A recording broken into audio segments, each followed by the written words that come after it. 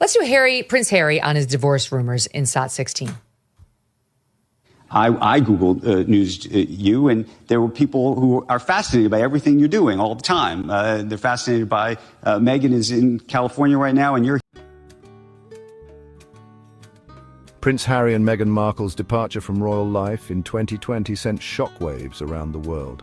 The couple, known as the Duke and Duchess of Sussex, cited intense media scrutiny and lack of support from the institution as reasons for their exit. They sought a life free from royal constraints, desiring to forge their own path. This path, however, has been paved with both opportunities and challenges. Since their relocation to California, Harry and Meghan have embarked on a journey to redefine themselves. They have pursued various entrepreneurial ventures, aiming to leverage their global platform for financial independence and advocacy. Here, and there's articles left and right about, why are you doing independent events? Why aren't you doing them together? Because you invited me, you should have known. This is true. You should have known that was going to happen. But do you know, is that normal for you? That the second there's an article that says she's in California, you're in New York, they say, well, what is happening with these two, right? So is that a good thing for you in a way that there's so much interest in you? No, there's definitely not a good thing. Because apparently we've bought or moved house maybe 10, 12 times. We've apparently divorced maybe 10, 12 times as well. So everyone's just like, what? So yeah, it's hard to keep up with, but that's why you just sort of ignore it. The people I feel most sorry about are the trolls who their hopes are just built and built and built, and it's like yes, and then it doesn't happen. Right. So I feel sorry for them. Genuinely, I do. Okay. It's not a good thing. All the attention on him and Megyn. They don't like it, Maureen. I know, because how can one monetize oneself without attention? Right. How do you get the $100 million deal from Netflix? How does Tyler Perry know where to send his private jet to come get you?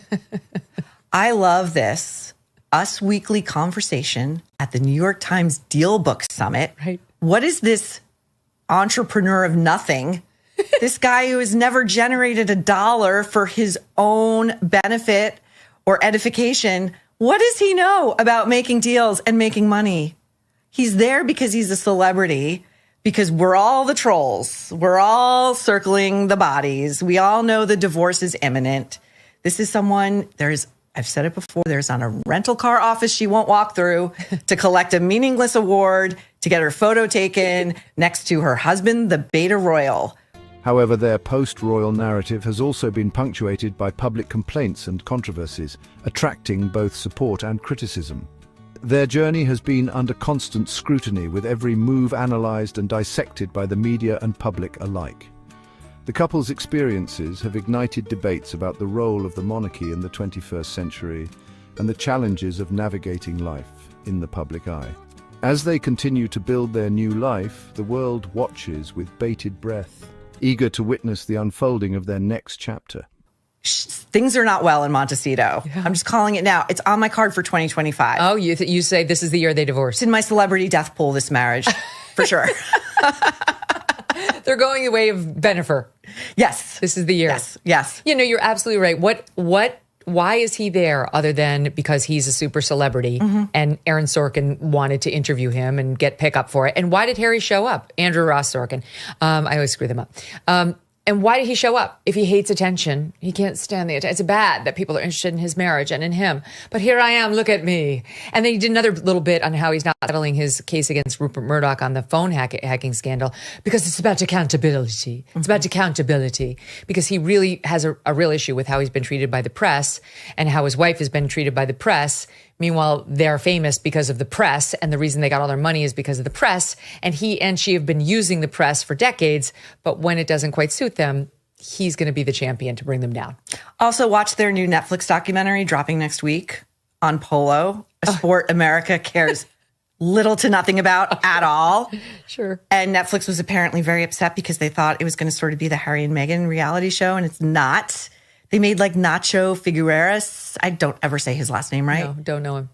Of course you don't. Why would you? Nobody knows who this guy is. He's Harry's famous Argentinian polo player friend. Oh, God. And Meghan Markle's post-royal life has been marred by persistent allegations of bullying, casting a shadow over her carefully cultivated image. These accusations first surfaced in 2020, shortly after her departure from the royal family.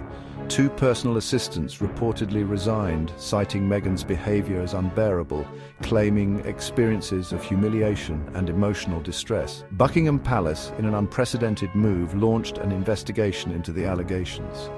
The investigation, however, concluded without publicly disclosing its findings, leaving the public to speculate about the veracity of the claims.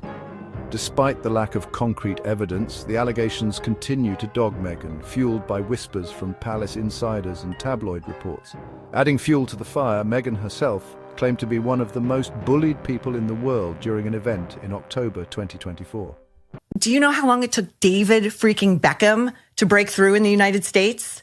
It took him like 20 years to become like a major star. Yeah. He and Victoria sort of buddied up to Tom Cruise for a little while. And, finally they have like the name recognition they had in the UK. Nobody gives a shit about polo. No. But, they owe, and then next year is Meghan's, we have to make popcorn. Meghan's Netflix show about decorating. Oh my and God. Friendship. And hostessing. I'm really looking forward to that. I can't wait. That I will watch. Cannot wait. She's decided to appoint herself CEO of their Montecito lifestyle brand after a fruitless search to find someone able to meet her expectations, according to the Daily Mail. Shockingly, no one wants to work for her, Maureen. She's like Kamala, and you've made this comparison more than once. In much the same way, when that drunk Kamala video leaked, The best. my heart broke because I was off that week and I would have taken that thing apart like a piñata. But I thought to myself, she doesn't have a soul in her corner. Like nobody roots for her. Yeah. Everybody around her can't stand her because if there were one, they would have taken her by the scruff of the neck and said, no, Yes. we're not releasing this. No, sister. We're going to wait until you sober up. Exactly. And it's the same with Meghan Markle. She cannot find anyone to work for her because she chases everyone away with her bullying and her temper tantrums and her 4 a.m. emails. At some point, you're going to have to do it yourself, right? So many people don't want to work for you. You have no choice but to say, okay, I'll do it. But you know what? Ultimately, you can't run a business that way. So she's going to have to get a little nicer. This statement, while highlighting the issue of online harassment, drew criticism for its perceived lack of self-awareness. Critics, including royal commentator Kinsey Schofield, argued that Meghan's pronouncements against bullying only served to draw more attention to the allegations leveled against her, creating an image of hypocrisy. In their quest for financial independence and creative fulfillment, Prince Harry and Meghan Markle have ventured into the world of entrepreneurship. They inked lucrative deals with streaming giants Netflix and Spotify, aiming to produce impactful content that aligns with their values. Meghan launched Archetypes, a podcast delving into the complexities of womanhood, while Harry focused on projects highlighting mental health and the Invictus Games. However, their entrepreneurial journey has not been without its bumps. Meghan's animated series Pearl, intended to empower young girls, was cancelled by Netflix after just 1 season. Her lifestyle brand, American Riviera Orchard, hinted at through giveaways of homemade jam, has yet to materialize into a fully fledged venture. Or at least find people who don't read the paper and see all the reports about how she treats people. You know how much my family and I love our dogs, right? Even Strudwick. Cannot imagine life without them. Usually don't imagine life without them. They have a great life, but some dogs are not so lucky. This is why I'm super glad to tell you about Delta Rescue, the largest no-kill, care-for-life animal sanctuary in the world. They have rescued thousands of dogs, plus cats and horses too. And they provide all the animals with shelter, safety, and most of all, love. They've been doing it now for more than 45 years. Delta Rescue relies solely on contributions to stay open, and giving can bring tax benefits to you too. Speak with your estate planner about how you can grow your estate while helping animals in need. And check out the estate planning tab on their website to learn more. We love our Thunder and Strudwick, but would like other dogs who need love to find it too. Visit deltarescue.org today to learn more. That's deltarescue.org. Thanks so much for watching. If you like what you just saw, hit the subscribe button for more clips and full episodes. Their philanthropic endeavours have also faced scrutiny. Meghan's 40x40 initiative, launched with fanfare on her 40th birthday, quietly dissolved within a year.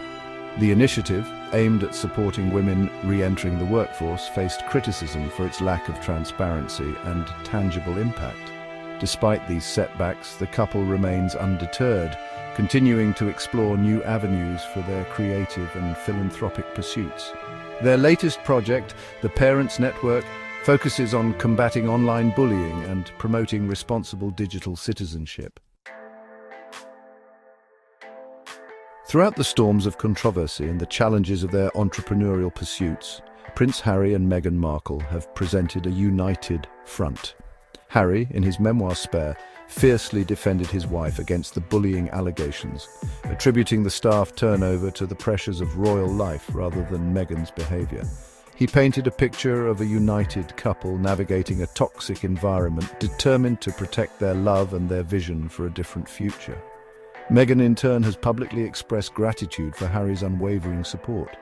When her global press secretary, Ashley Hansen, departed amidst the swirling bullying allegations, Meghan issued a statement praising Hansen's work ethic and character. This unusual move was interpreted by some as an attempt to counter the narrative of her being a difficult boss, showcasing her capacity for loyalty and appreciation.